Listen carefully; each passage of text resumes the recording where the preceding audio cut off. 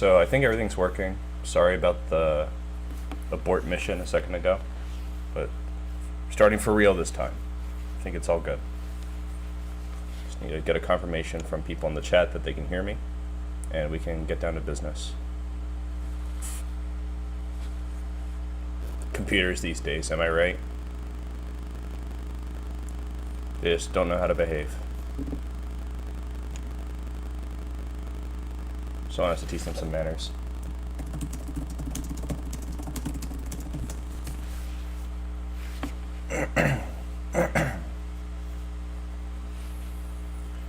Me. Hope somebody can hear it.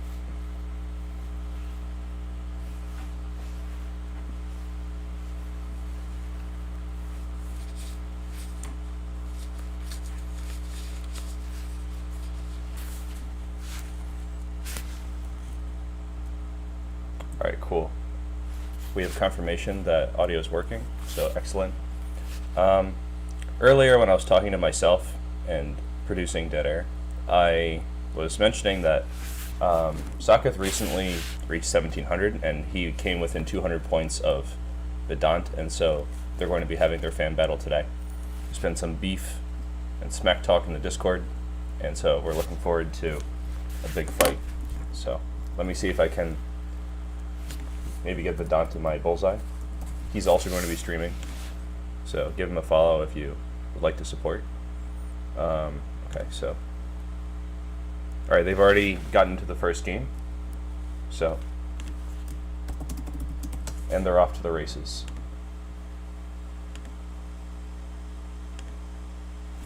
So we're starting with d4 from Saketh. Interesting choice. Knight f6, c4. So this could really be anything at this point, and it looks like Vedanta is cruising for a Nimzo Indian. He wants white to play something like knight c3, and it's played, so he'll probably play bishop b4. That's right, so here we have some kind of Nimzo-y thing. And what will he do? If he plays a move like e4, that's obviously a big blunder, so we have g3. Interesting. The problem with e4 is that the knight on c3 is pinned, so they would play knight takes e4. c6 is not the move I was expecting, so I guess he's trying to set up some kind of big triangle in the center by playing d5. But usually in the Nimzo I thought they would play something more like, oh, I don't know, b6, but I also don't really know the theory, so we might be in for an educational moment here. Maybe there's some deep opening prep here. But usually when you play Nimzo, it's not to play d5 next, that's like the Shigorin or something. So this seems like a very slow version of a different kind of opening. Here, I think that, well, the ball's certainly in white's court here, but I don't think they're starved for options. e3 looks interesting. I was kind of expecting c takes d5, and black is really not going for it, it appears. I thought that we might see some action on c4 because of white's choice to put the bishop on g2, but instead black is just developing the pieces rapidly. Here I was expecting bishop takes c3, because at this point I think there's no way that black can compromise white's pawn structure unless they play a3 right here. So usually in the Nimzo you play bishop b4 to try to compromise the pawn structure, otherwise it's just not very useful. The pin in itself doesn't make a big difference in the position. Here's something interesting. Now that he's taken on c4 in this way, white has finished development, so they could theoretically try to put pressure on c4 with the minor pieces. And we have a quick e5 break. And for anyone who's new to our fan battle format, the first two games are 10 plus 0. That's what we're in right now. This is game 1. And then we go to 2 5-minute games, and if the score is tied up at the end, we play an Armageddon 3-minute game. Yeah, black almost always has issues developing the white square bishop, so thank you for this question, Honest Bishop. It's definitely an issue. Pretty much in all these black openings. Inner Mirror said, where have you been? I mean, where haven't I been is a pretty good question in itself. Where have I been? Well, I was kind of not that active during the winter break because I had an emergency that I had to attend to, but that's more or less over, so I'm back to streaming. I'll try to stream every week, but I also have a lot of work to do, so we'll see. I'll try to make it every week. I've also been cooking up some... I just noticed my clock is off. Sorry, let me resize this. I also have been cooking up some instructional videos, and they're not done yet because I want to make them higher production quality than what I've done in the past, and I'm not good at that, so... Alright, here comes the clock. Sorry for all this on-stream editing. It looks like Vedanta has sunk into a deep think as it is. Okay, so we got a big trade and a pre-move recapture. Doop, doop, doop, doop.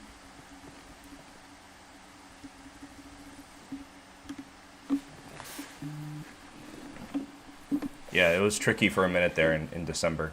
I also had finals and research, and I just presented my research at a conference last week, or actually this week, which has just ended. So there were a lot of things coming up.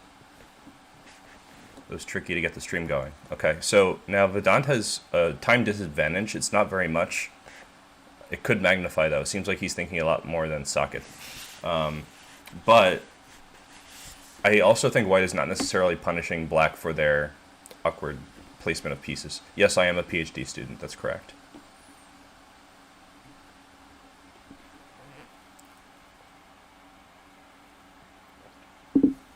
My area of research is oceanography, and I'm currently funded by NASA to do research on thunderstorms, and I'm minoring in pure math.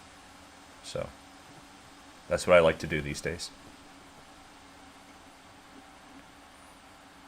Okay, so here white has a pretty big center. Like, they've lost one pawn, but black appears to be going all in to protect that extra pawn, which means that those pieces are not necessarily doing other good work. So I'm not sure what to think of this position yet that we have, but it looks like it's going to be very interesting. I don't want to mention any special plans right off the bat, but there are really cool things going on.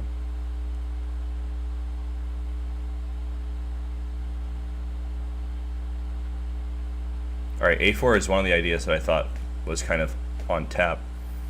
The idea is just simple. You want to play a5 and boot this knight so that you can either put more pressure on c4 or have more space. You know, there are lots of reasons for that. So the knight's going on d5 just unprovoked, and this is based on a tactical idea, if I'm not mistaken, because the c-pawn is hanging, so probably black would not play knight d5 if there was not some kind of interesting rejoinder after queen takes c4. So this would be a good moment for any viewers any viewers who want to calculate a little bit instead of just watching and maybe drinking some morning coffee like I am, to look for the tactical blow if queen takes c4.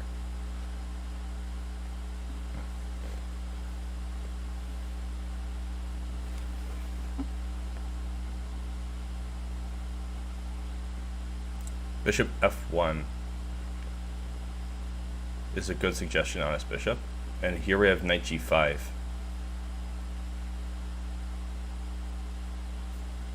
Inner mirror, yeah, that might be true. Maybe it is more interesting. Yeah, taking on c4 was definitely a blunder because of the move knight takes e3. It's a discover attack from the bishop on e6. But here, white is going after that bishop, maybe with the idea of playing queen takes c4. But it's not that forcing of a move. It gives black one move to try to do something about this situation.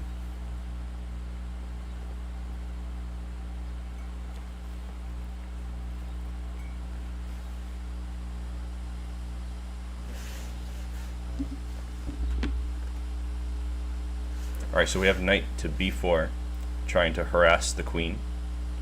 But I'm not sure if this is really as good as it looks. You know, it feels good to play a forcing move and do something aggressive. Good to play some macho chess. But I think that white is not without options. For instance, just because the queen's under attack doesn't mean they have to move the queen. That might be kind of interesting to see. Maybe there's some kind of ideas here for white.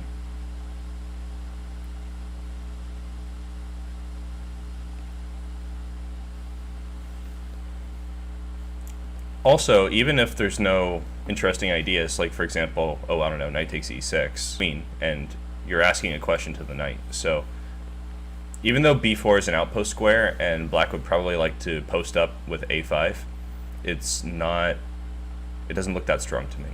I think it's kind of too little too late.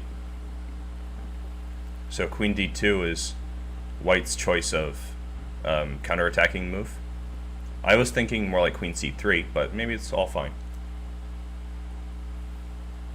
Yeah, bingo, the rook does hang after knight takes e6. It's an interesting position, but probably more interesting for black. We can go back and look at that line in the post-mortem, since we always wrap up our games here with some analysis. Here, white's big center is just kind of persisting, so the only way that I think black is going to cruise into a reasonable endgame here is if they can solidify the c4 pawn. Otherwise, I think white's big center is just going to make a huge difference. And it's been really hard to play a move like b5 so far for two reasons. One, white played a4, which controls the b5 square. And the second reason is that the bishop on g2 has been eyeing the c6, b7, a8 squares this entire time.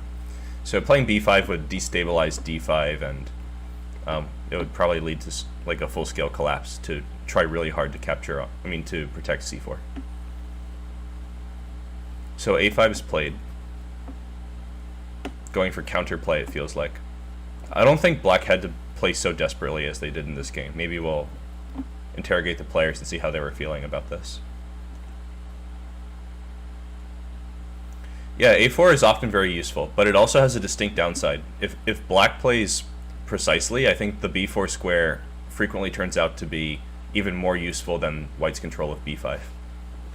It's just that in this game, black did not really capitalize. I mean, they have a knight on b4 right now, sure, but everything's kind of weak. At least it looks that way to me.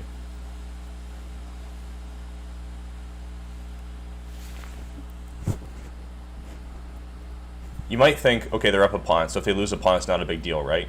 But the thing is, if they lose the pawn back, they also get a worse structure, generally, in a position like this. See, black has two. If they just gave up the pawn straight away, it would be like white's pieces are more active, they have a big center. But if black tries to play b5 to resist against that, then they end up in a position where c6 pawn is a target long term. So I see that as problematic, but maybe the players will find some resources. Bishop takes b4 is very interesting, but I think it's not what I would have chosen. I think this is giving black a really cool resource. Yeah, white can definitely consider c6 to be a target, and I think that's maybe part of why we're seeing black play knight takes b4, but I thought a takes b4 was really something special. Maybe they were worried about bishop d5 and queen d5, and then like rook takes b4, but oof, that was a whole tactical sequence right there, and suddenly white has a big advantage, and Vedanta has resigned. Interesting. So that was kind of intense.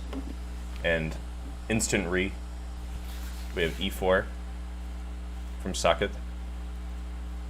I'm sorry, from Vedanta. Vedanta had black in the last game, so it's with white now. There's a little bit of a delay here. Just gonna check with the players. Looks like we don't have any issues. All right, so c5. He was just choosing his opening move. We have a Sicilian. Sicilian defense has become like famous now because of this Queen's Gambit show, because it's like the favorite weapon of the protagonist. I kind of want protagonista to be a word. It sounds like it would be a pretty cool addition to the English lexicon. Protagonista.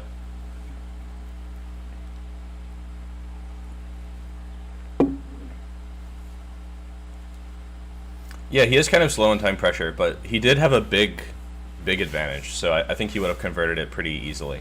I don't know where the counterplay could have come from. I mean, it's online chess, so of course you can always try to blitz out your opponent and such, so definitely won't argue that point. So Vedanta is trying some weird move order, but reaching a pretty normal position.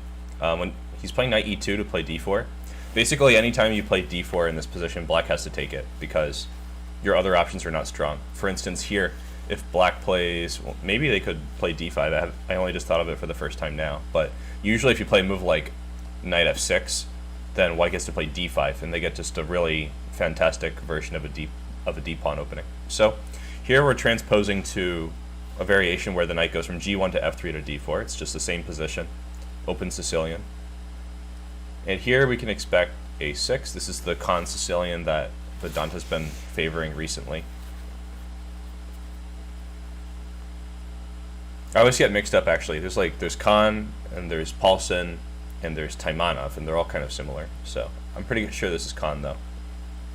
So bishop e3. Posting up on e3 is not a bad idea. Although, I think there's...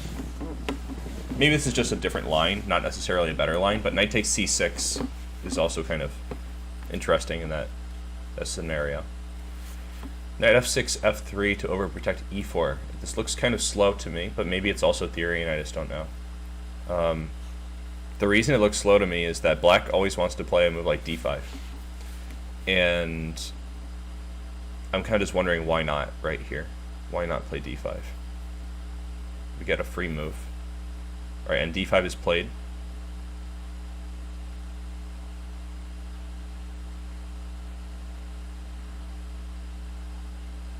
So right now we have a 1-point lead for Saketh, and this move, bishop d3, looks a little hasty.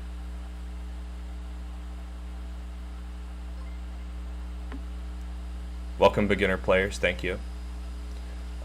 If you want to join in on our match play, right now we're just spectating a match between two of the fans. If you want to join in a future match, you can follow this Discord link that I'm cooking up for you right now.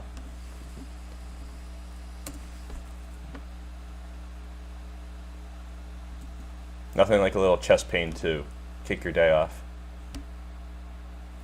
Okay, so bishop d6. I was wondering for a second if maybe there was some strong element in d takes e4.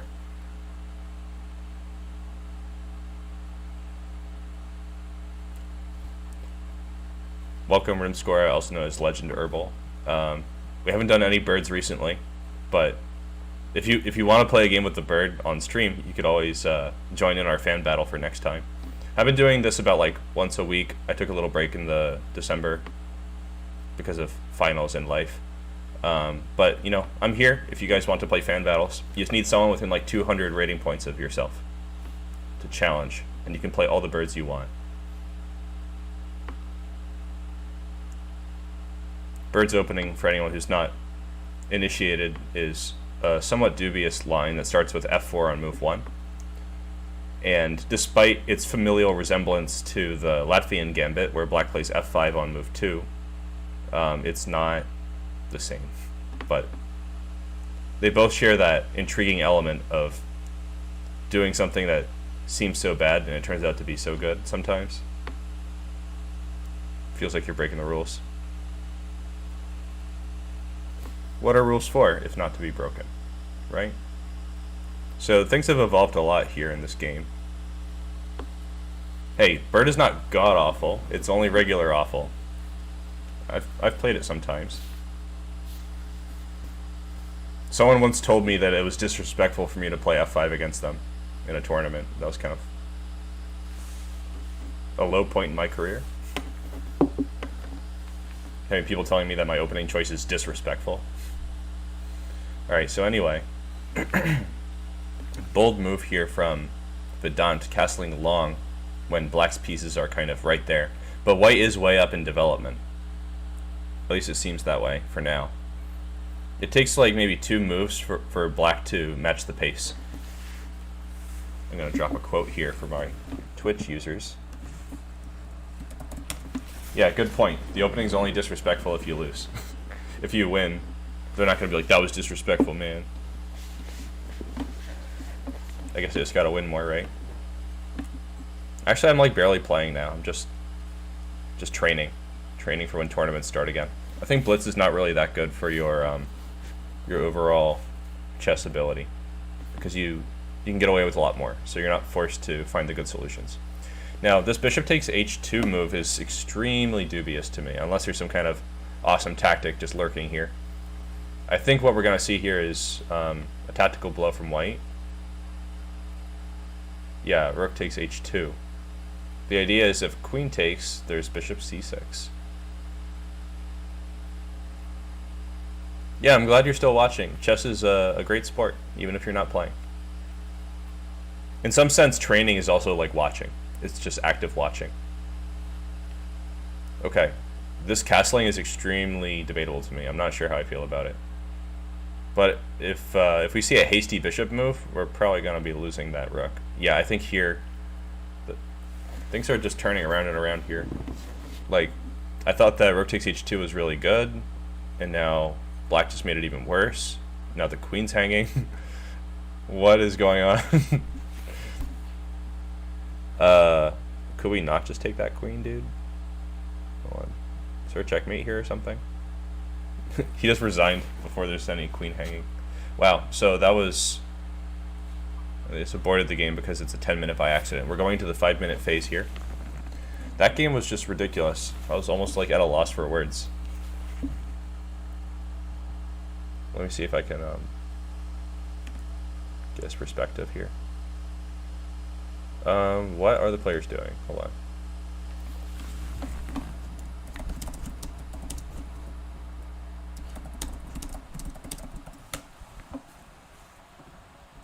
Alright, I'm just touching base with the players, so please pardon the delay. Probably they're both dizzy from that last game. Yeah, back with a vengeance, indeed. Nothing like a little vengeance in the morning. I always start my day with a piping hot cup of vengeance.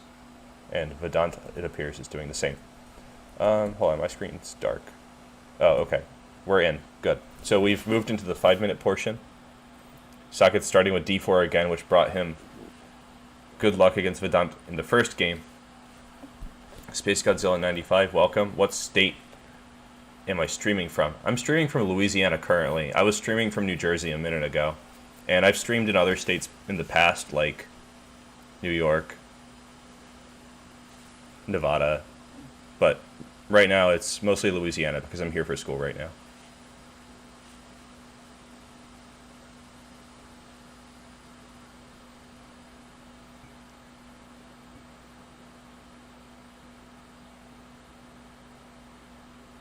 I assume you mean U.S. state, because I'm in the U.S.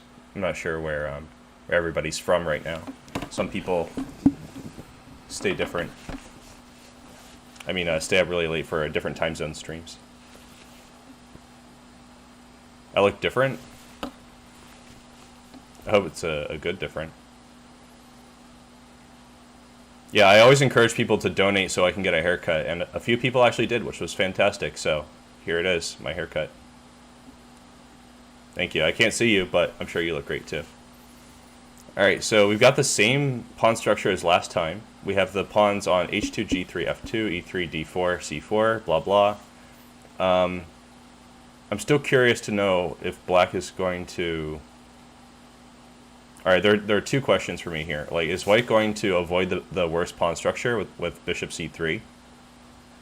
And is black going to try to take that free pawn on c4? Carlor, welcome. It's been a while. Yeah, it could be time to bring the goatee back. I'm not sure, though.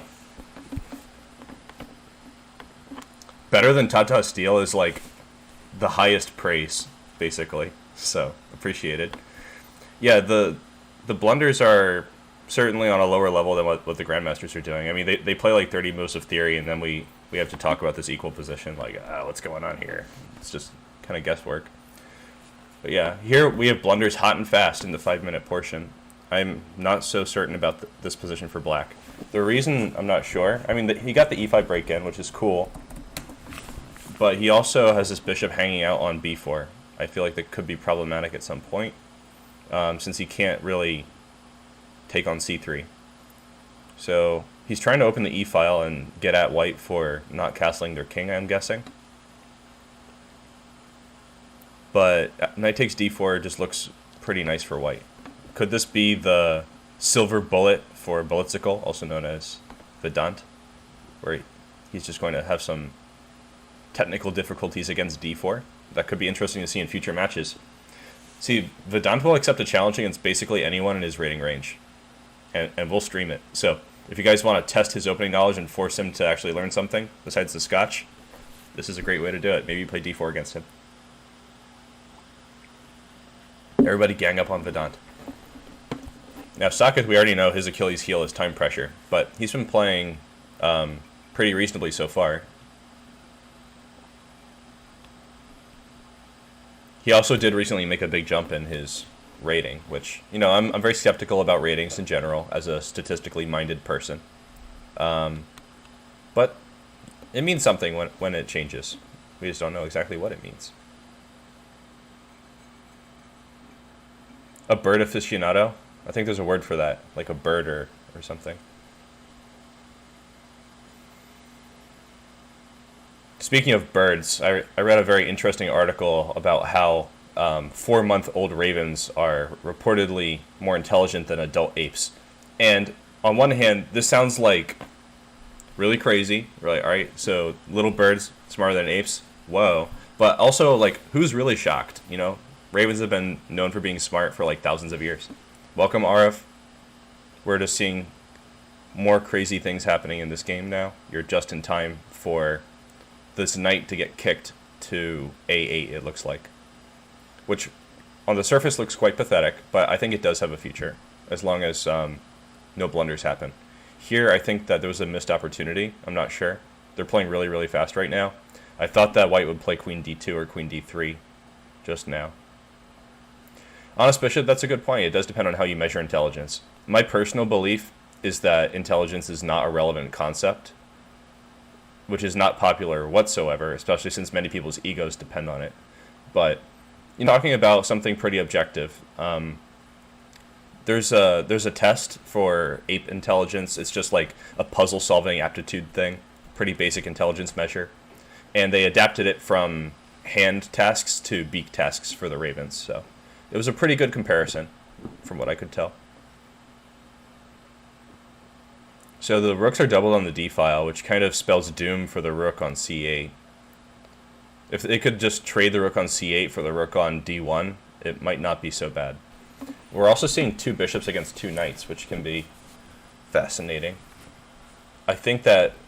Alright, I'm just going to do a little bit of Nostradamus stuff here. If nobody blunders and loses like immediately, I think we're going to see white eventually playing a6. That might be a cool motion. Now, here's another interesting imbalance just coming to life. White has given a rook for 2 knights. I think this is going to lead to the 2 bishops shining in this position. It's just, like, now there's nothing to oppose them. Actionic, welcome. I feel like I'm seeing so many people from, like, a while ago. Maybe it's because I haven't streamed in a bit. Like, everything's a while ago, so. But I'm glad you guys are coming back. It's good to see you. Okay, rook against 2 bishops. This looks like doom, if you ask me. Usually 2 minor pieces will beat out the rook. Yeah, I would trust a raven over an ape as well, especially considering that humans are some kind of ape, and they usually prove to be quite untrustworthy, in my experience. Okay, so black's back rank problems are, like, basically non-existent because only the queen can give a back rank mate.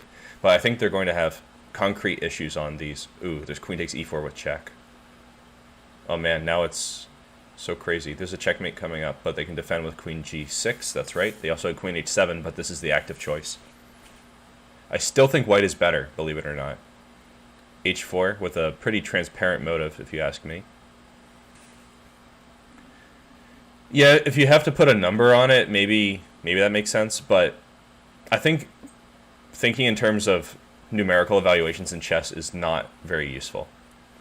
It's just that at some point you need to have a plan. It doesn't matter what the computer says. But I might also be biased as someone who works with computer models in other contexts, because numerical models are extremely limited in some ways. Ooh, rook takes d4. To play a5. Is he in the square? He is not in the square. Is he? Yeah, so we're going to see a promotion. The king is 1 move too late. That was an excellent blow. Rook takes d4 was quite good. And now we're seeing some Flagsville nonsense. I think here the best move is king f7, provoking g6, then you just play king e7, and queen e6 is mate. Excellent. Interesting finish. And now we're going into the last portion, and It's 2-1 in favor of Saketh, I guess. Vedanta has white in this final round. And if it goes 2-2, we're going to see a 3-minute Armageddon.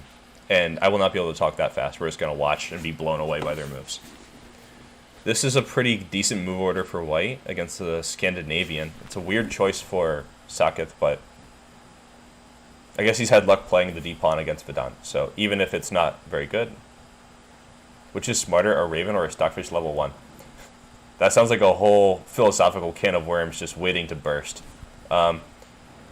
Maybe we should ask the viewers, what do you guys think is smarter, a Raven or Stockfish level 1? I think I already know my answer, but I'm curious what people think about this.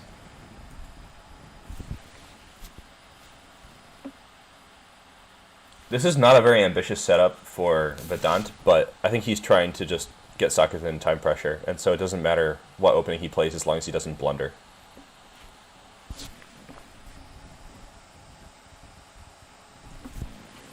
If the players were better prepared, I think that this would be a dangerous choice for white.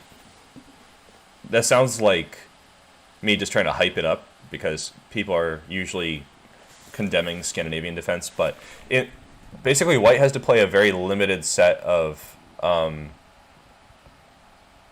opening lines to get an advantage against Scandinavia, and it's not easy to convert that advantage.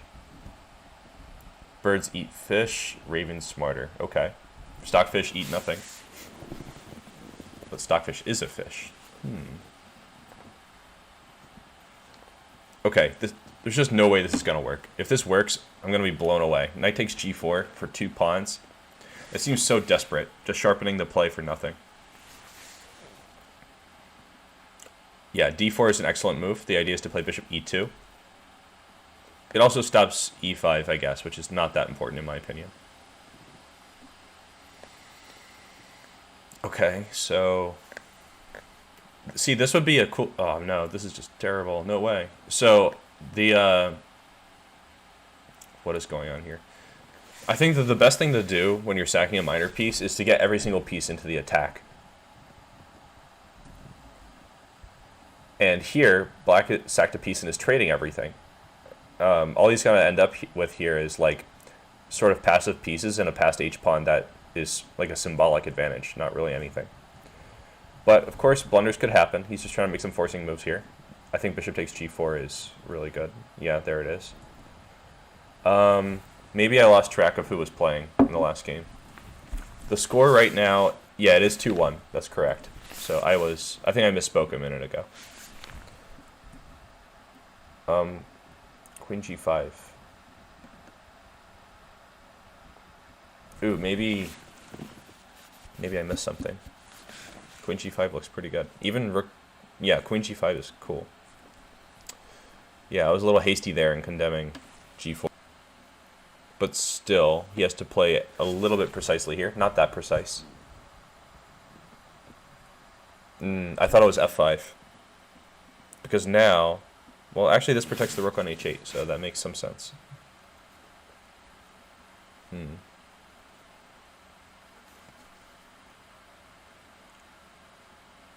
This is one of the situations where returning the material doesn't help that much. Queen d2? Where?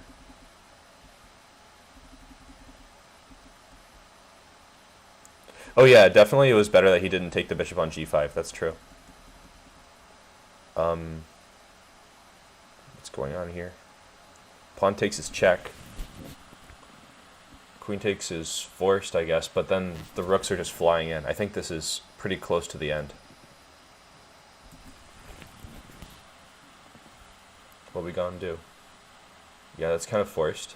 There's a check. Knight g3 is like the only saving grace, I guess.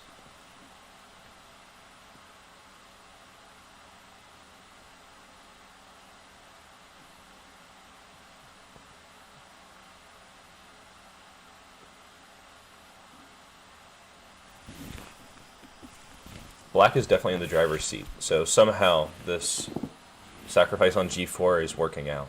That's kind of astounding. I mean, it's not over yet. It's not over till it's over, as they say. So if he wins with black, we are talking about an Armageddon. 3-0, where Black has draw odds. Actually, no, it will not be 3-0. We agreed on it being 4-3, I believe, last time. So I'll just touch base with the players and confirm the time control if it's a win for Black. Otherwise, we're going to go straight to the postmortem and discuss these games.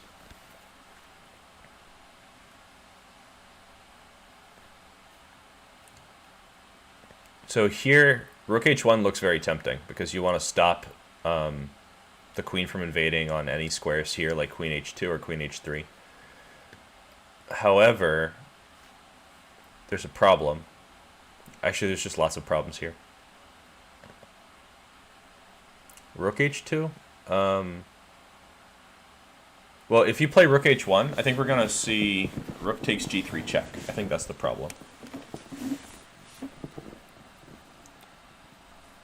Black could have won the queen? Where? Let me see. Rook H2. No, the rook's guarding it, so I don't think Rook H2 protects.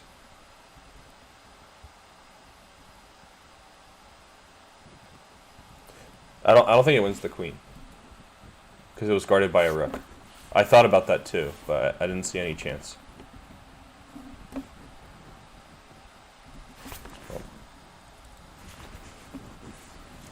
So big brain moment here for Black. Deep think.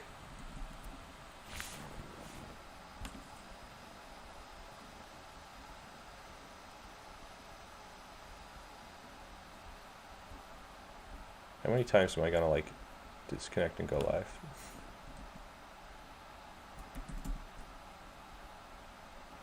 Oh, a lot happened just now. So he traded and doubled. Rook G5 harassing the knight. Probably harassing it straight into F6 where it will be taken, I'm guessing. But we might also see some tactics with Rook takes D7. Now, this is not like winning tactics, as far as I can tell. It's just trading things.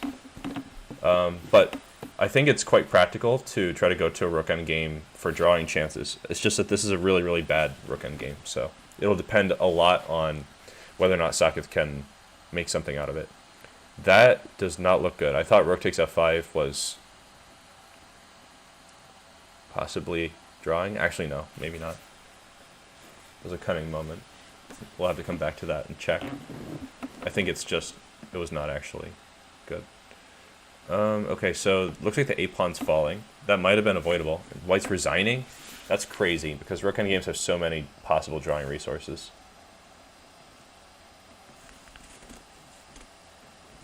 It's okay, we gotta check out these moves that are over our heads. So it's a 2-2 portion. I'm just gonna check with the players and make sure they know the time control.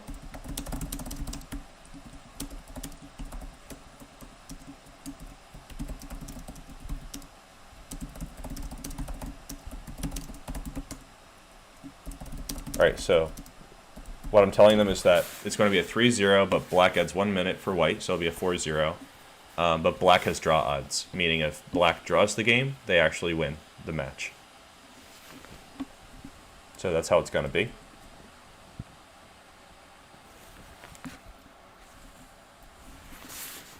I think some of the comments were a little bit lagged, so I'm sorry if I didn't respond to anyone. I think Queen H3 was a respectable move here. It makes some sense. Because if they play King G1, then Queen H1 is checkmate, so they would have to play King F3, and that looks pretty dicey.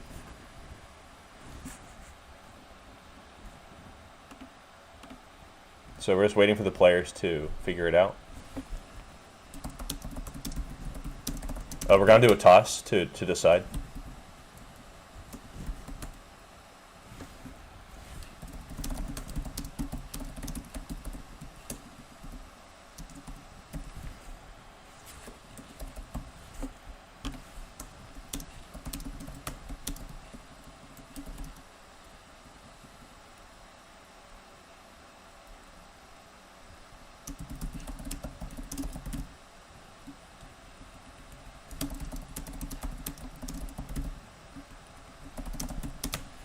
Alright, sorry for the delay. I'm just getting the players into the Oh wait, hold on. They already started? I thought they were going to do a toss. Okay, I guess they just agreed on what colors to play, which is fine. Agreement is good enough. So Vedanta has white. He has a little extra time. And if black can draw, black wins. And we're seeing a Scotch Gambit with h6, which is a very weird variation. Again, here, it's just like, I feel like Vedanta never checks his opening stuff whatsoever. I think he had great chances with e5 at some point.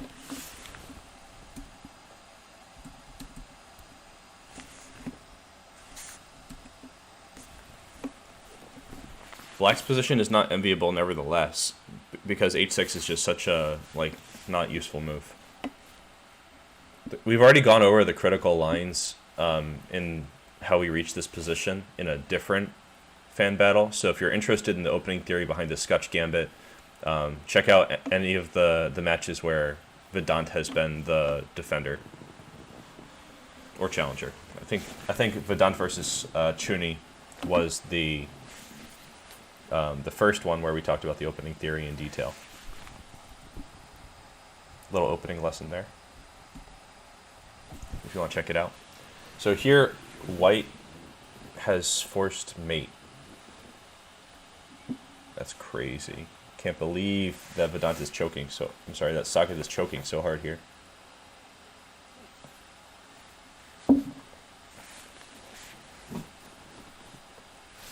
That's crazy. What a finish.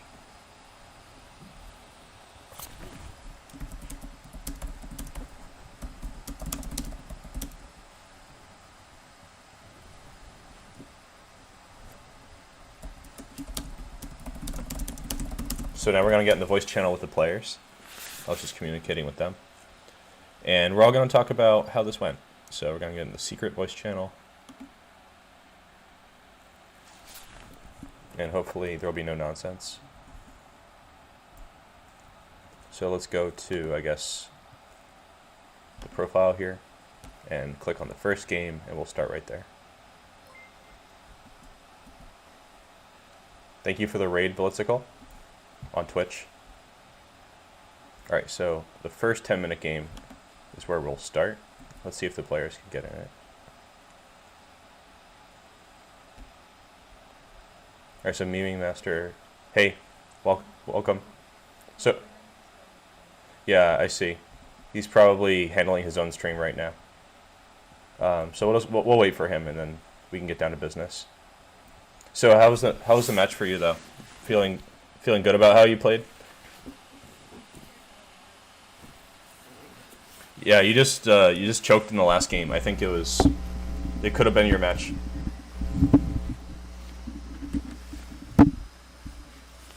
Yeah, let's take it one game at a time. So we can start the first game. The first in our 10-minute portion was a Nimzo. You guys can see it on stream, right?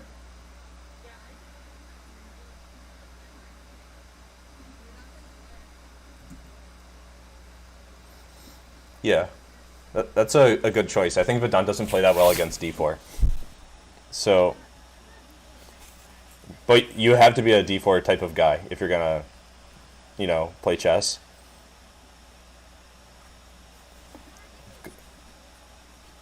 Yeah. So the way you played this Nimzo, also please don't analyze the game with a computer while we're discussing. Okay, guys? Please don't analyze with a computer or anything while we're doing this. So, anyway, I thought c6, so g3 is an interesting move. I think that, yeah, it's kind of like Catalan, but, so I'm not super well versed in these positions myself, but c6 is definitely not. I'm wondering about g3 though. Is g3 just cool? Maybe it is. I thought people usually are playing knight f3. I don't think it's exactly Catalan, is it? So we played.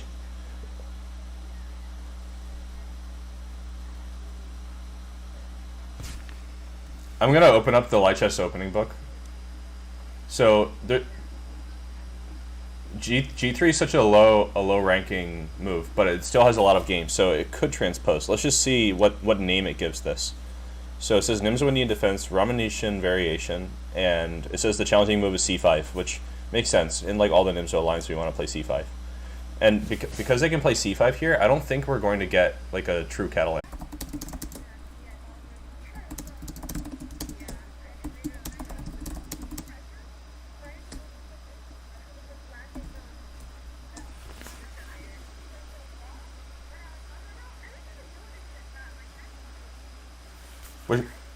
Which one's a trap? Sorry guys, I was looking at OBS.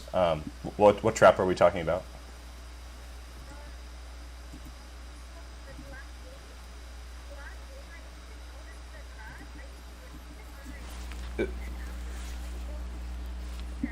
Yeah. We'll get there, but let's look at just the first game though. We'll eventually get to that last one. So c6, I think it's really not good. But what do you guys think we should have done instead? c5 is good. I think even just castling is good. So I think the d5, I don't know, because after d5, let's say that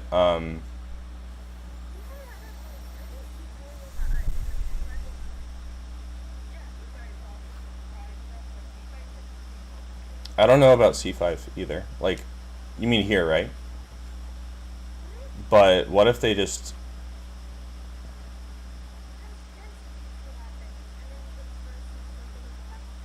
What about b6? That's not a thing. There's actually queen a4 here. So what if we start like this? It doesn't win. No, it doesn't win, but it's just unnecessary. Like, so after b6, we can still play knight c6 because of a tactic, I think. Hold on. But it has queen b7, so I'm not sure it's a real trap. But maybe, I don't know.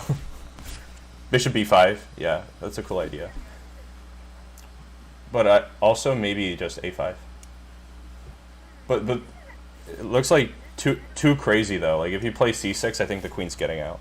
So I think it's not quite working. It's very interesting, but anyway, we shouldn't allow that kind of counterplay. So it's better to just take, and then here maybe c6 with the idea of queen a5. This is sort of over my head, so I think we should maybe just go back to the game. So c6, definitely not as good as c5. I think c5 is very clearly the right way to go. We want to break down. Yeah, it's at least inaccurate.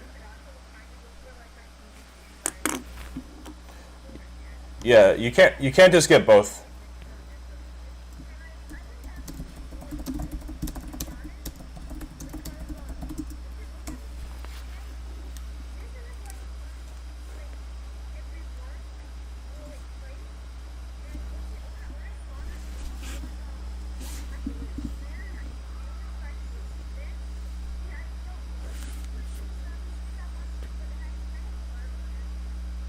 Yeah, you could probably do it right away. Oh.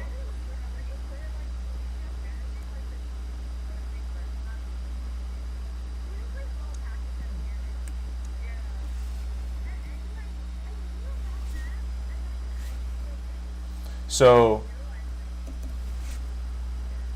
let's look at this d5, right? So here you played e3. I thought you might play like queen c2.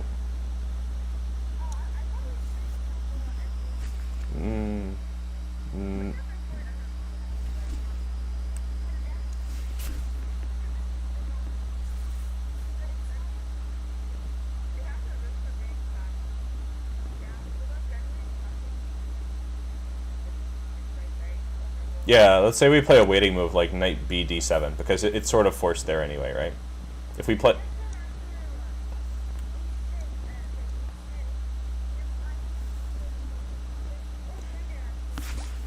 Because of bishop e5, right?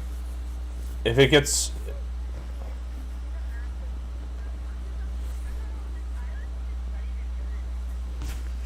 That's good. I've been learning some d4 stuff too, but I haven't really learned this.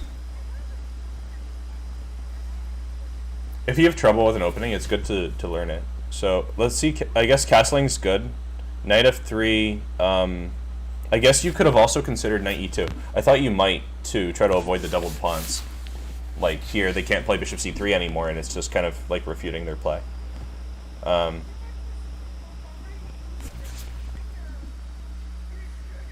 What? Like game over? Wait. Yeah. I mean, I wear this like every day. I mean, not really, but usually, yeah. I even wear it to work. So.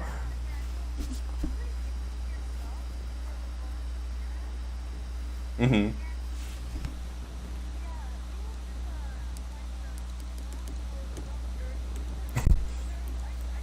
All right, I don't want to hear it. I don't know what it means. I don't want to hear about it. So, I think rook e8 is not good. I think that probably... I don't know if we can get away with pawn takes c4, but maybe. Maybe we could...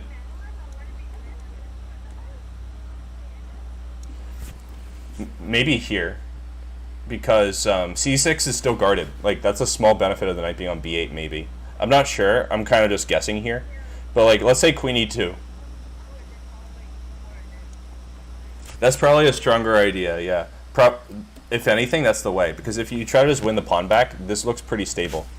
But actually, queen e2 also gets you a tempo to play e4. So maybe it's just good.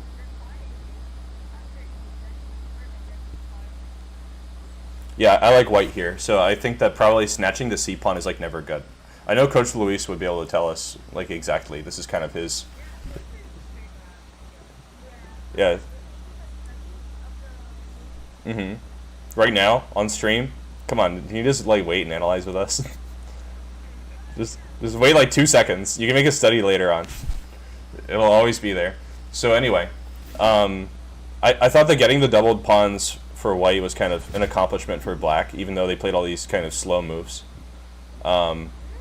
Taking on c4 was maybe debatable though for the reasons that we kind of just said. So what do you guys think we should have done here instead for black?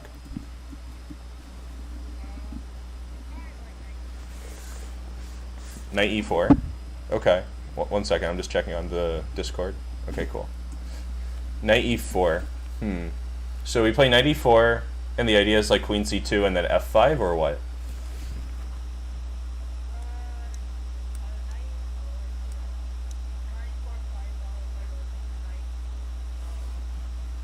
Knight df6. I think that's kind of slow, because if you go here, the knights are... They're kind of competing for the one square. So if I play, for instance, let's say I start with c5, just because, okay? What would your next move be? Like anyone, what would you play here for black? Yeah, I want to play knight e1 and f3 and e4. And I'll put my knight on d3. I think this would be dangerous.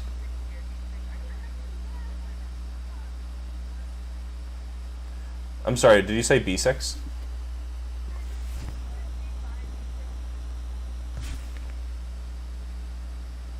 Oh, like here? Knight c4.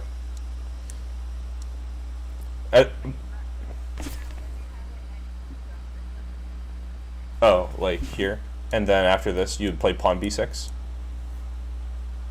I'm sorry, because you guys were talking at the same time at that moment. So could you just...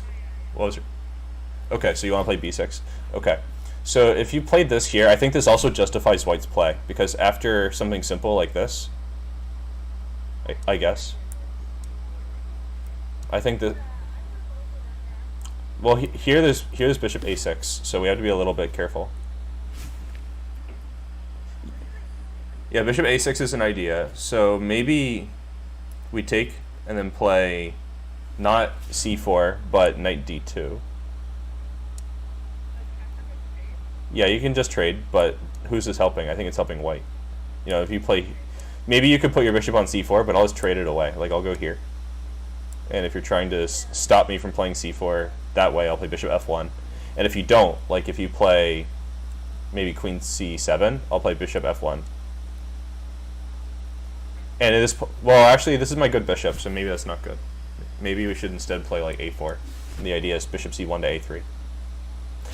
maybe it could just be anyone's game. So this seems like another interesting way we could have gone. But let's go back to the game. So I think taking on c4 was kind of shaky. Breaking with e5 seems good though. What about bishop b2? So Saketh, what were you thinking with this one? Okay, you didn't care that the bishop's a pawn.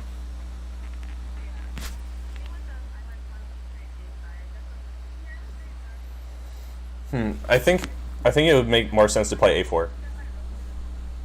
But like, why is it so urgent? You know, this is a very stable structure. There's only going to be like one open file, and it's the b file. Okay, well, I guess I can't criticize, but I think a4 was much stronger with bishop a3, and then your rooks get connected one move later, but your bishop is better than on b2. This also fights b5 kind of, so. So anyway, takes was not good. I think probably we should play something different here. I'm not sure what it is though, so I could just be criticizing for nothing. But this bishop on c8 is sleeping, so maybe now's the time to do something. Like maybe we should start with queen c7, just protecting c6, and then we want to play like b6 and bishop a6. Yeah, you need to start with queen c7 though, because if you play b6, I think we'll see knight takes, pawn takes, rook takes, bishops e6. Yeah, that's right. It might still be interesting, but anyway, we can move on. So at this point, black is full on protecting c4. I thought a4 was a nice idea.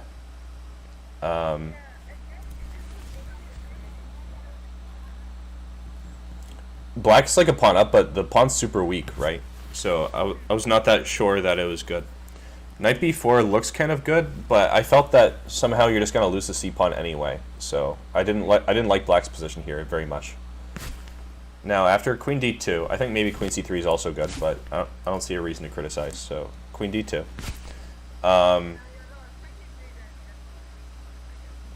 Does it? Hold on. You can go back. Okay, yeah, actually that's a good point. I didn't think about that at all. So queen d2 makes sense. Yeah, I mean it worked out well for you.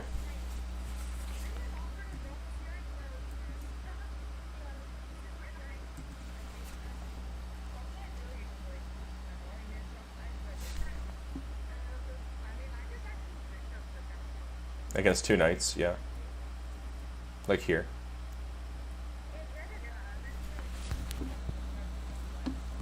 I don't know about bishop c3. I guess you're worried about maybe pawn c3 or something? But you have more than one way to do it. For instance, what if you play a4 so that he can't play a5? And then you play bishop a3 instead of bishop c3.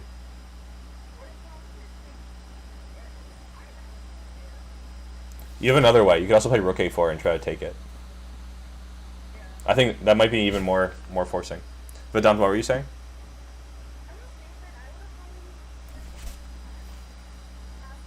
Like here? Oh. But doesn't rook a4 also hit the c pawn? I think it's even more forcing. Rook a4. I just think it does the same thing you're saying, but more forcing.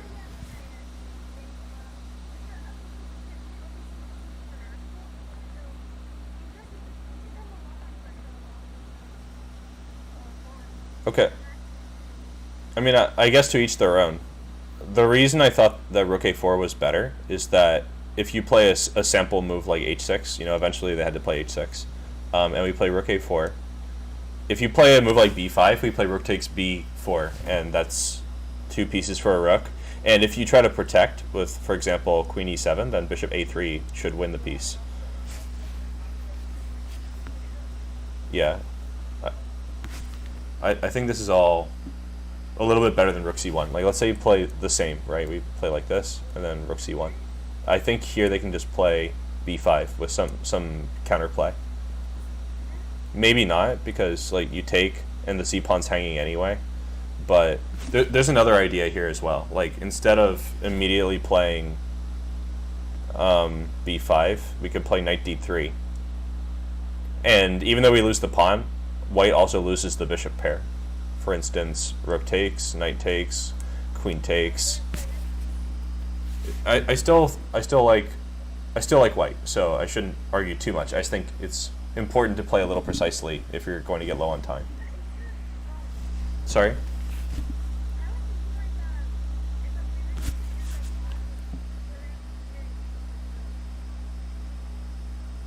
Okay. So let's go to this moment. So here, I just want to check one thing. You guys were playing really fast, but I thought here maybe a takes was interesting. But I guess, like, you take the knight, or what? You guys there? So I was wondering why you thought you were okay. Like, what? Oh, it's black, you mean? Okay. So, but you took with the knight, so that means you rejected a takes b4, right? So what was wrong with this that you saw? Were you worried about bishop d5?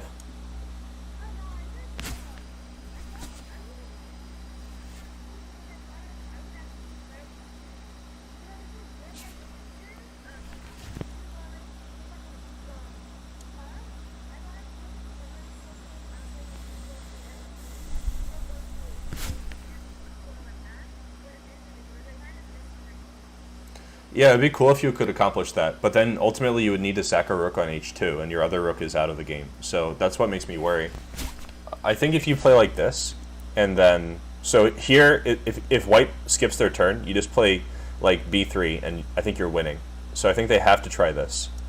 Now we have options, but I think the active choice is queen d5. If they don't want to see b3, they should play this move. I guess they could also play queen takes. But... I'm not sure. Here, queen f3. Okay, so we do this, and this is, it doesn't really carry a threat, so I think white might play like queen d1. Yeah, maybe this is not as good as I thought it was. I just thought it would be really cool if you could get the pawns rolling, because if white plays something slow, like a5 is so bad, so I don't even know what to choose, but b3 is very good. But doesn't quite work, so I guess knight takes b4 was good. Takes. This, well, actually takes is bad because the rook's hanging, right? So I don't think this is a good sacrifice for you. What if you play, I don't know, yeah. The knight's almost hanging. But this is kind of falling apart really fast. I feel like you had a decent position. Like, it's not so bad, like here. Maybe b5 was just a mistake. Yeah, maybe... You played what?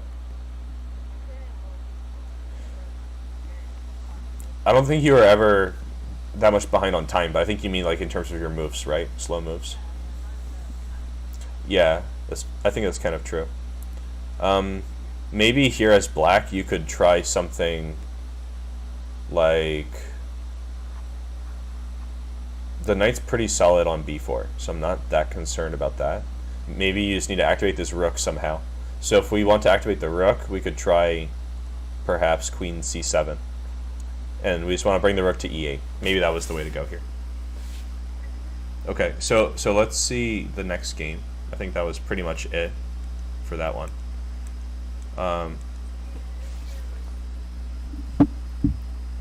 So where is it? All right, so okay, so this game was kind of crazy. We saw this weird way of getting into a normal open. You thought like too much, or? Okay. So in this position, I think the main move is bishop e2, by the way. I just opened it up. That's the top one that's played. But during the stream, I was thinking that knight c6 was a bigger challenge. Like here, they have to choose like bc6. And after bishop d3, I think it's probably a little bit more of a test for black. But I'm not like super good at this, so I'm not going to criticize too much. I think what you guys did was okay. But f3, I think f3 is not good. I'm just going to check and see if that's theory. It's not. f3 is a normal move, really? can you explain or what?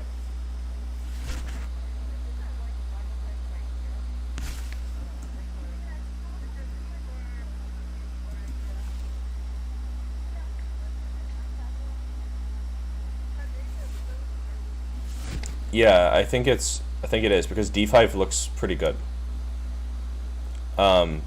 Here, if you take on c6 now, it's kind of like, why did you play f3? You could have had the same position without f3 if you just took on c6 to begin.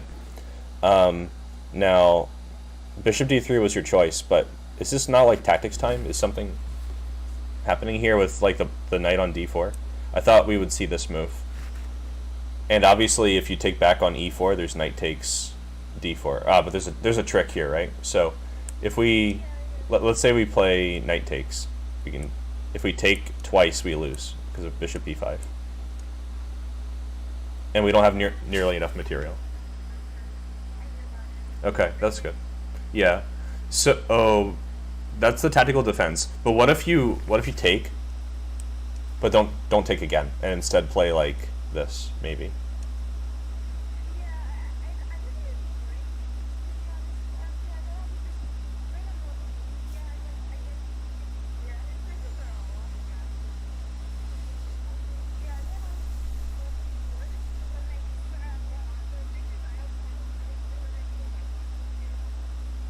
You had a chance to do what with your pieces?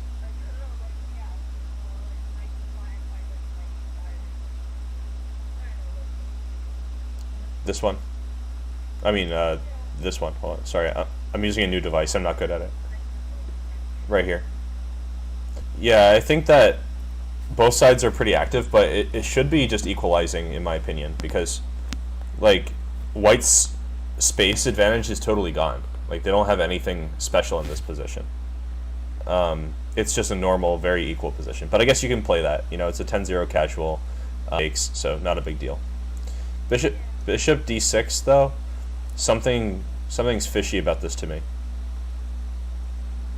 I don't know what it is, though. Even now that I'm looking at it, there's just something that feels kind of wrong about this.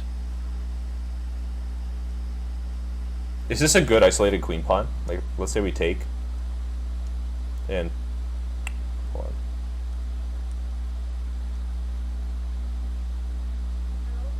Hey, can you hear me? Sorry, I disconnected for a second. Yeah, I was just saying there's something weird about this position to me. Is this a good isolated queen pawn? Like, let's say we play knight takes maybe, or... And if it's not a good IQP for black, then this is probably the big test. Let's say e takes and white just castles. I think the threat of rook e1 means black should castle too. So this is our critical position. Let's see. I just don't feel that differently because it looks like it's hanging, right? We're looking at knight c6, pawn c6, queen d6. Not good. So how do we deal with that? I think the answer to that question might be something like bishop b4. But this also looks very awkward to me. Actually, no, there's bishop c6. Blunder.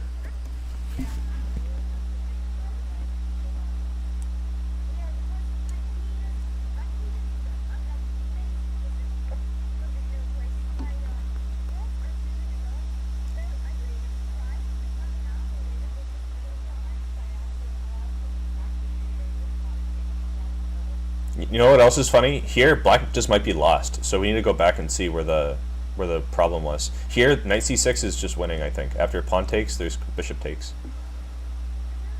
Idea is queen d8 mate.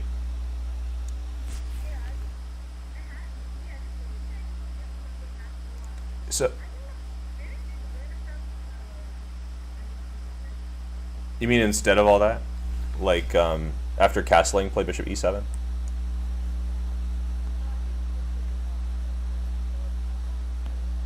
Yeah, I think you shouldn't play bishop d6 to begin with. I was kind of critical of that move earlier. This is the part where I was wondering like what else we could play, like d takes e4. So bishop e7 maybe here, right? I was kind of concerned about this though, like takes and e5. There's d4 here, but then pawn takes f6 hits the bishop, so it doesn't work. So maybe this is a better way to go, but it still doesn't look that good to me. I thought d takes e4 was just the way to go here, honestly. But maybe we could also play bishop e7. But definitely not bishop d6. I think that was the issue. So queen c7 also might be like the last straw. Maybe we should just play bishop to d7. Just develop a piece. The idea is to defend d6 like this.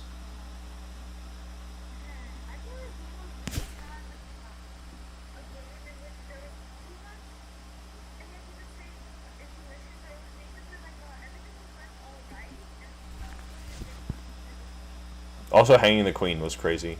Like, right here. But you were losing anyway, right? Yeah. Yeah, if you play this, you're just checkmated. Like, probably we should play any bishop move like this. You missed it? In the position, the final position, the queen's hanging. Twice. Even here, the queen's hanging. So, maybe you should have played on. That's funny. Yeah, the queen is just hanging on a5. So, oh, you thought your queen? No.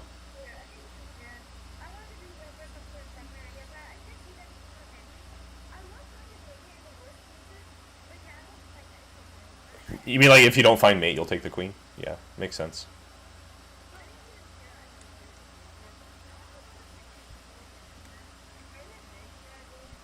We can go back to it. Yeah, let's see. I kind of figured there was a mate too, but just so everybody can see it. So in this position, you mean right here, right? There should be a mate. Like, let's...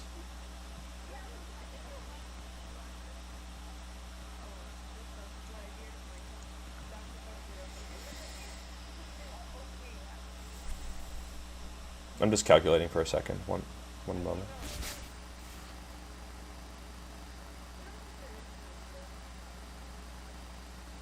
How about this? No, hold on. That's bad. I was thinking queen d8, but the queen's guarding d8.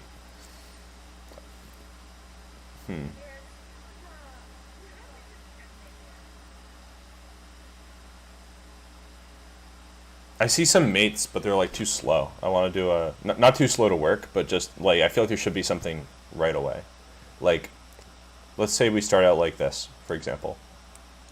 We want a piece on h8 or h7, and it's the queen. But we could also play this. But if we do this, they can take on g6, and that gives them a tempo. Also, queen takes d2. So what if we do check like this? All right, yeah, maybe we really should just take the queen and stop being fancy. Okay, yeah, it's just a good exercise to look for the mate. That's all. So let's go to the first 5-minute game.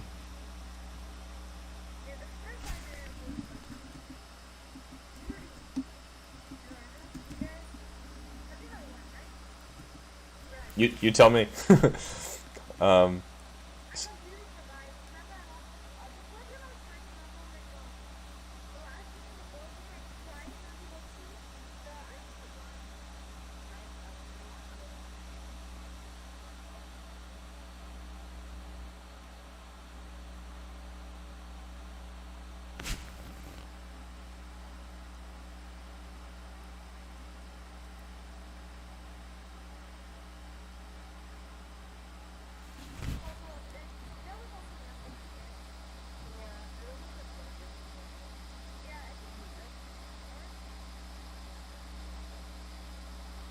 So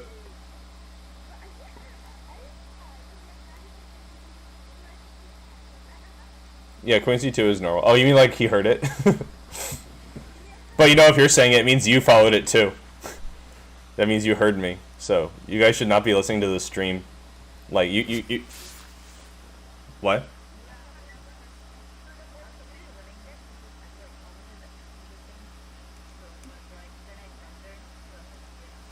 Here you might have something. As white. Well, let's say bishop e6.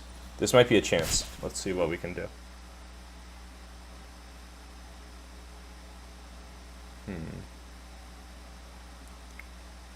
I think a3 is too slow. What if we play like knight e6? The idea is to just take on d5 and give an isolated pawn. Like rook takes because f takes looks very weakening. And then we can play this.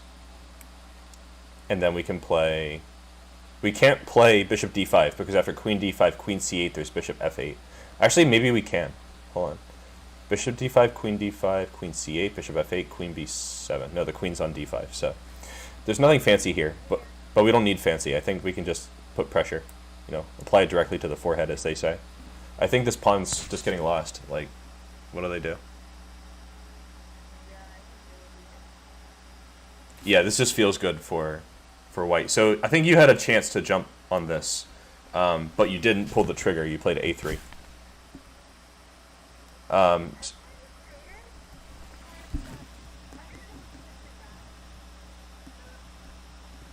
I think it makes a lot of sense to play bishop takes c3. That's kind of the standard response, right? When you play Nimzo, or in this case, it's basically like a Shigorin. The bishop on b4 usually is going to give itself for the knight on c3. In the Slav, they sometimes bring the bishop back to f8, but it's usually when white plays like really well and stops bishop c3 in strategic ways. So here, I think a3 is just provoking black to get a good version of what they already want to do. So I think playing a3 shows you don't really know that black wants to take. Okay, that makes some sense, but since you know black wants to give the bishop anyway, why not just let them take it? Okay, that's a general idea in the Nimzo, so just keep that in mind for the future. When the bishop's on b4, they almost always want to take on c3. And if they change their mind, you might feel like you're missing the chance to get the bishop pair, but it means they have to spend 2 or 3 moves with the bishop, right? And that gives you other kinds of advantage, like you can get e4 in very quickly. So this is not that challenging. Also, your pawn on c3 is weak long term. But anyway, things started to kind of go your way. I don't think rook c8 is very good. Granted, I'm not super good at playing positions like this either, but something that just comes to my mind is that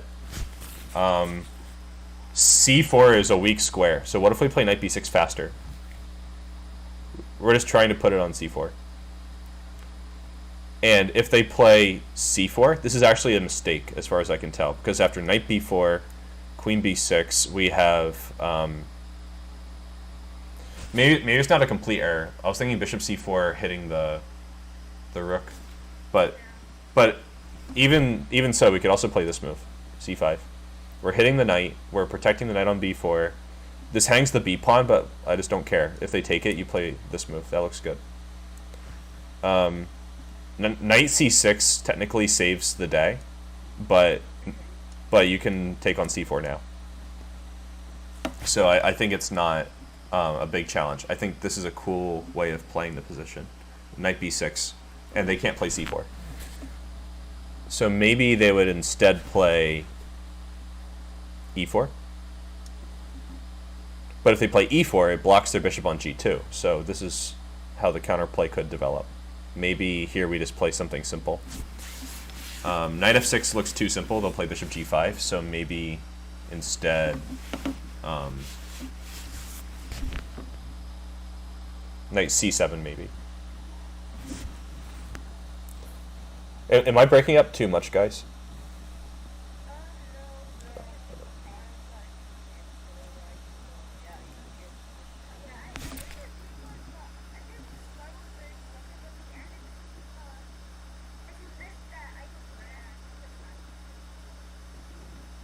Also, thanks for the follow, Huera.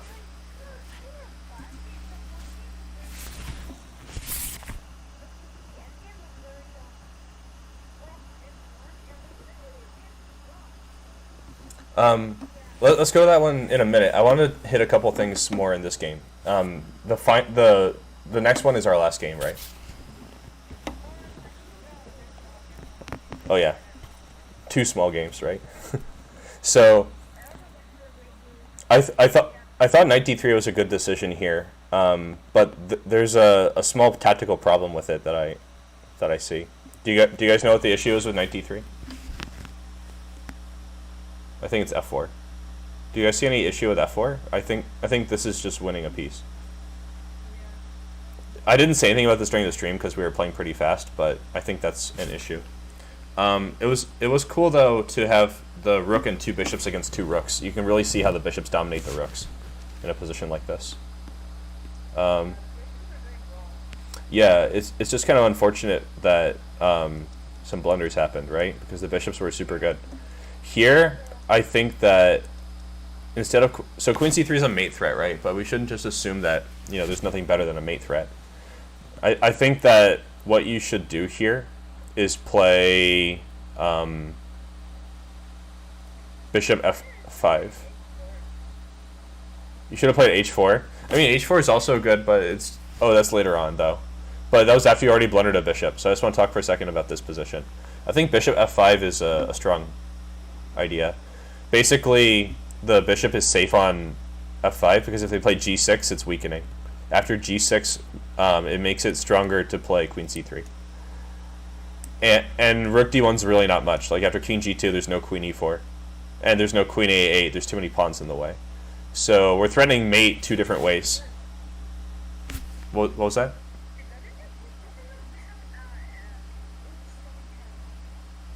Oh, like in the first position here? I don't like bishop h7 check. Maybe you could, but queen c3 is mate, right?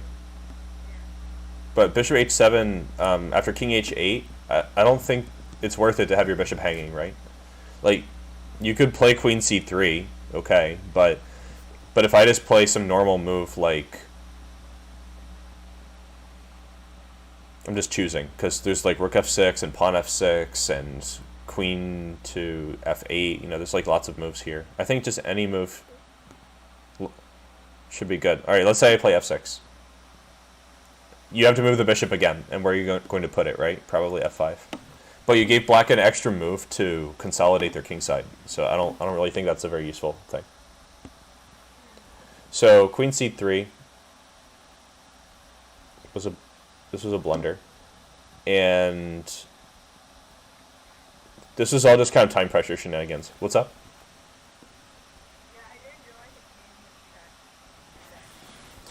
Yeah, if it didn't come with check, you would have won, of course.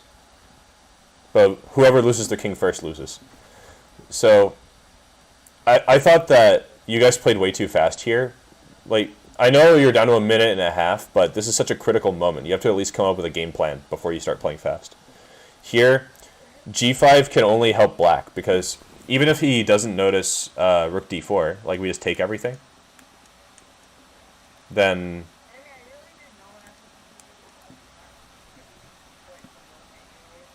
Well, you shouldn't be fatalistic about it. If you think that your position's that lost, you should just resign. Otherwise, you have to come up with some way of posing resistance.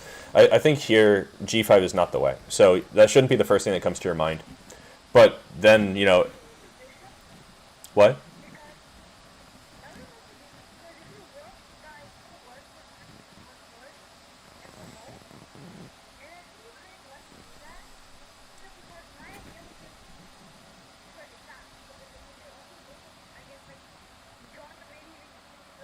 So would you have played rook takes d4 no matter what move I play for white? Alright. So here's how you could have won the game, Saketh. You could play king f3 and trick him, because he was pre-moving this basically, right? He goes here. Well, you wouldn't... Yeah, but you reacted so quickly, I know you would have done it, especially since I just asked you. You said any move, right? I asked... See, there are three...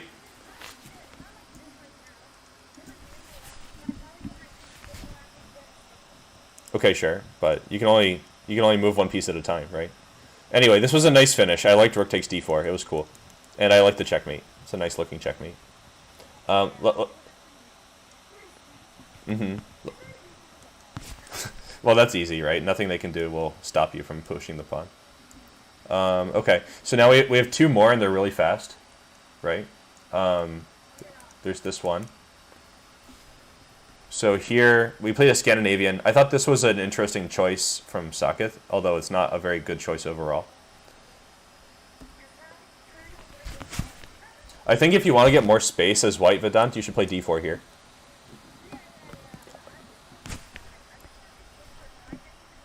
Okay. In that case, you play the right thing. I feel like d3 is not challenging black. But, you know, it's a slippery slope. You start out with a position that's equal, it can get slightly worse, and so I think it's a bit of a risk.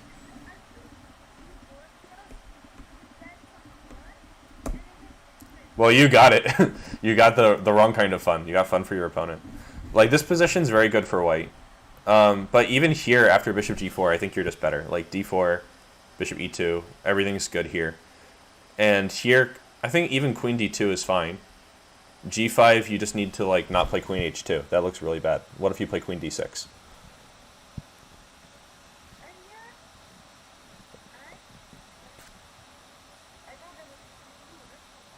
Yeah, I like it. If you play queen f6 as black, you still can't really castle anywhere. And bishop g2, the king is pretty much safe.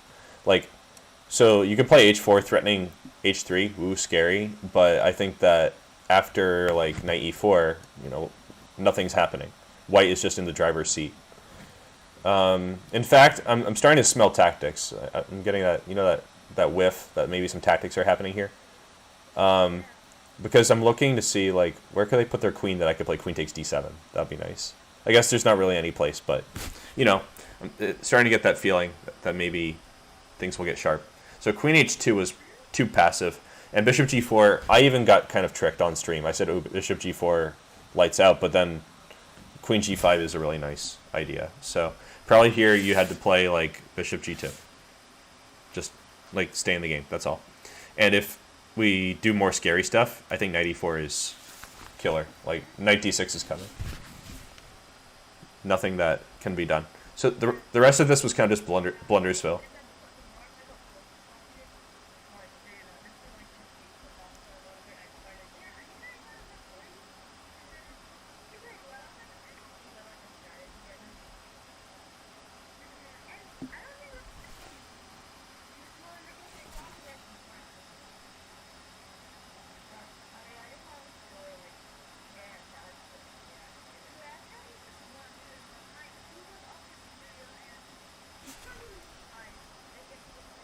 I think there was a moment here that was kind of interesting, somewhere around here.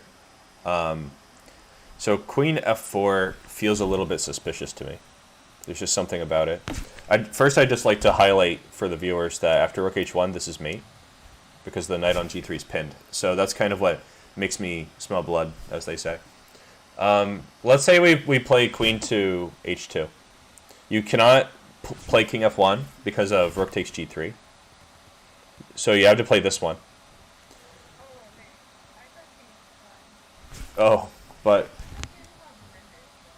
I think we can just take, right?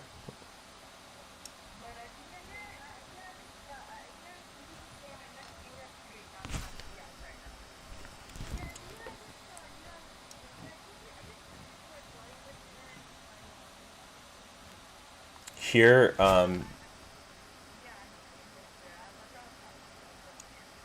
look at this. I like just spotted this move. This looks kind of good. So you can only play this. Over, right? I think this is it. The pieces are just raining down on white's position. A good finale, right? So here black has 2.5 minutes, basically, almost 3. I think you could find it in like 1 minute. So I think in a position like this, you should slow down and sort of be like, okay, there's nothing defending their king. There's got to be some kind of tactic. So this would have been a good moment. But if he missed it or if it happened. I think, Saketh, sometimes you just play, like, you'll just trade pieces. Like, you don't care if it's a good trade or a bad trade. You'll just trade it. That's all. That's not you, Vedanta. Vedanta, you don't sack your pieces for nothing.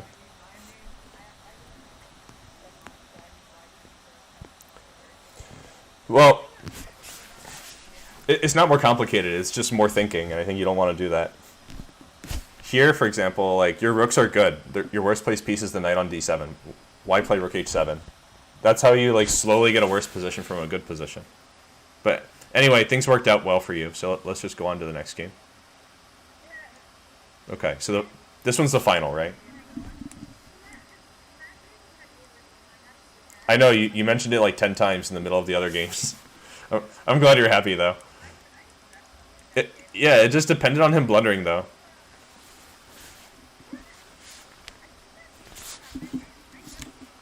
Saketh, why do you play h6? What's this move? that,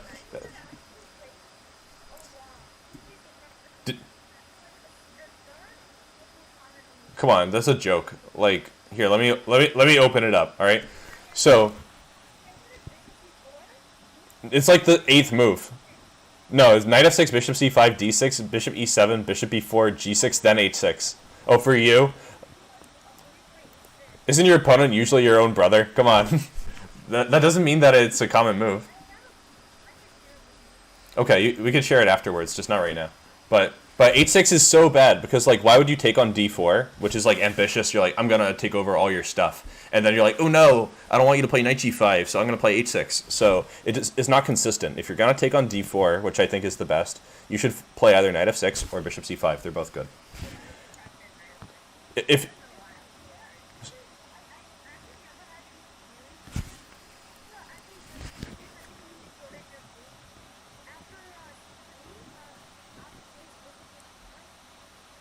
Yeah, that's right. This is the idea. But Saketh, you might still want to choose this anyway, because at knight f6 it transposes to an opening that I'm pretty sure you know, which is the Italian, right? In this position after, well, I think I'm having connection issues. After, hold on. Yeah, I think you would know this opening, bishop b4. Yeah, I disconnected a little bit, sorry.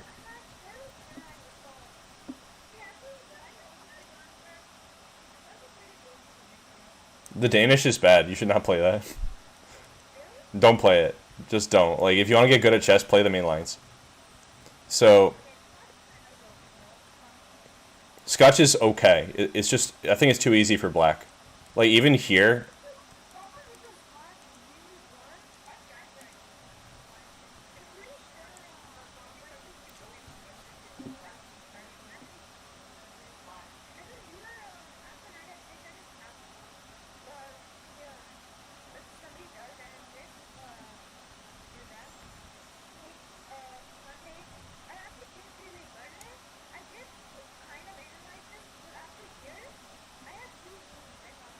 okay. But where? You mean after knight takes d5?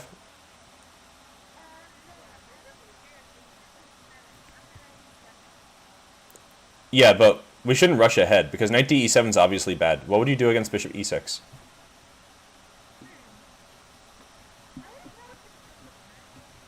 With what? Okay, so you take with the knight. So I obviously have two options here. Well, no, it's not obvious. But I was thinking that we want a castle queenside. So let's say we do this, right? Would you take with the pawn or the queen? Probably queen, right? Because it comes with a threat. So in this position, I think I would play queen f6. I wonder if that's working out tactically. Basically, I'm going to sack a pawn. Like, you take. And the reason I like this is that black's development is much greater.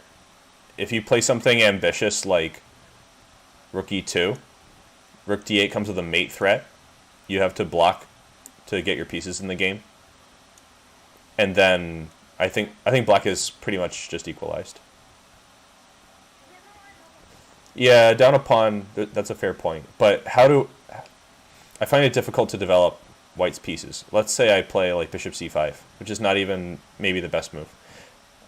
Yeah, let's just pretend.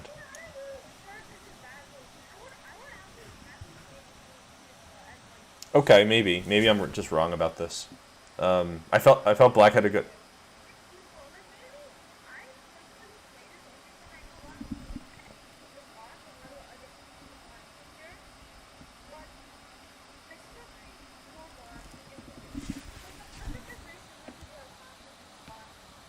Here's another idea.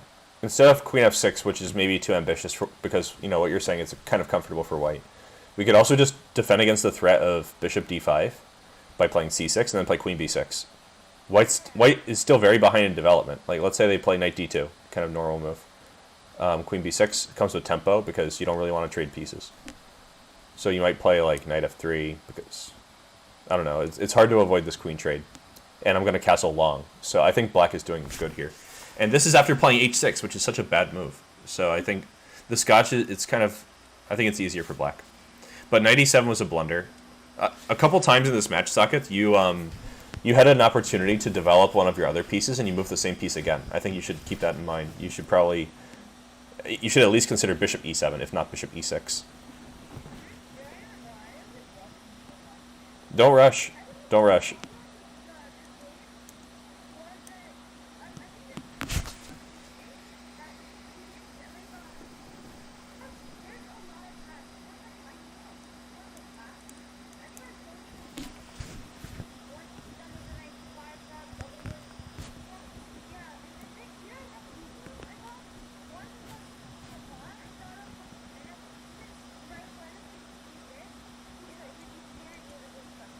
Yeah, I think this is thematic. It's just normal in the Scotch, right? It's a normal good move.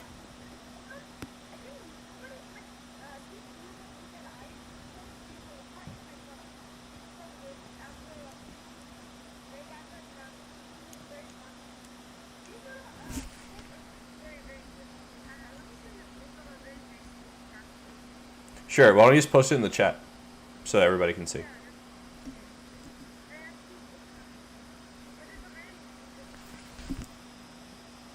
Yeah, that's a good habit. Whenever you find some interesting, good games, you should definitely bookmark them. I put a lot of things on Lichess because that way it's easy to share them with other people. Yeah, so if anyone wants to see that game, the link's in the chat from Twitch. I think not everyone can see it, but if you're on Twitch, you can get that link. Anyway, this was a nice tactical finale. I was just shocked that the game was over so quickly.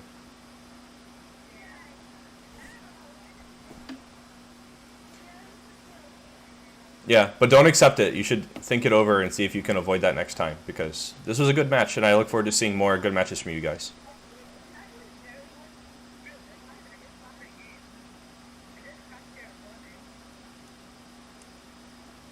I haven't clicked the link yet, so I'm not sure.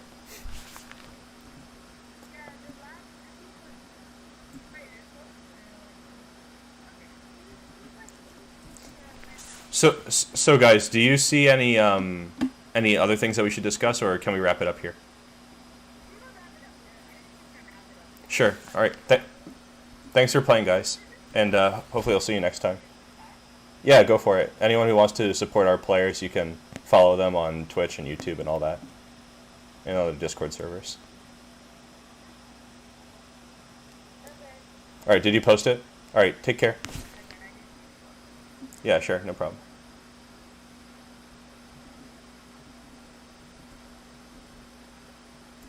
All right, and if anyone else wants to join in to play a fan battle, you have to just join the fan page on Lichess for myself. You can get that from my profile, and you can join the Discord. That's the easiest way.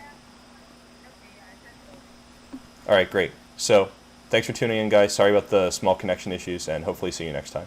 Take care.